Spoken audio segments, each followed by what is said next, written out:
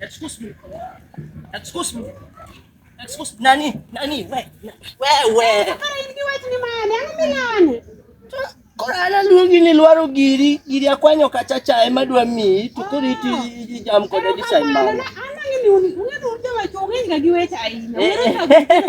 Tinge nade, wajito an godo. Watu wetalo man. Ingene this time ma be okata ni nen gotie. No gima notimore godiochi. Aduga leki design monoka achamu kuon korani ndetie maembe. Mago mana story. Ananda din. Bwana iti chala de lecture. Aleko na yudo pesa. Tadi mana kodi Dubai complex Nyamasare. Wewe mos wagabal. Bakati megine nani?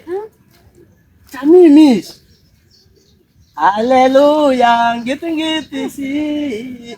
Hallelujah, ngiti si. Oh, hallelujah, ngiti si mama Hallelujah. Hallelujah. Amen. Hallelujah. Amen. Hallelujah. Mano ta neno. Yingi neno matin. Nga matiyo gi wi. Ok anyal tiyo gi wi ato poko miya tams we tugo koda. Man ok anod. Imilo na lewi nade. Ano nyuse. Ang'o miningo na ne wangi ne walo koda nade. Itimiri nade. Atimire nade. Danga yuki kiwi we.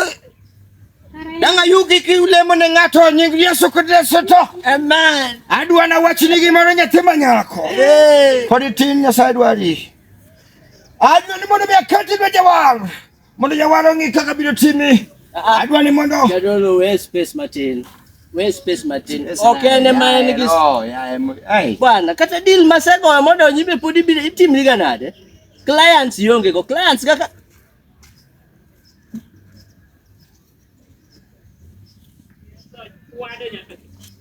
Hallelujah. Wan gi mo nyalo wacho ni nyathi Nyasaye.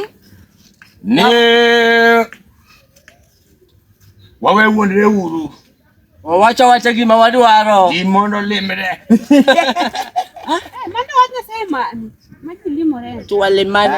Mano to ngani mawacho. Bwana hii. Bwana kesa donyo ka. Iwe ipeji. Ana wuyo gi nyako ni bwana. Dongana juko huku wacho weche u bwana. No wachini. Ana ni yuda kai. Sawa kare onge. Wada gine. Weye ka uyonge wacho ta anan gi wacho wada. Onyulo mane yonge wacho. Mane loka deal masedonjo.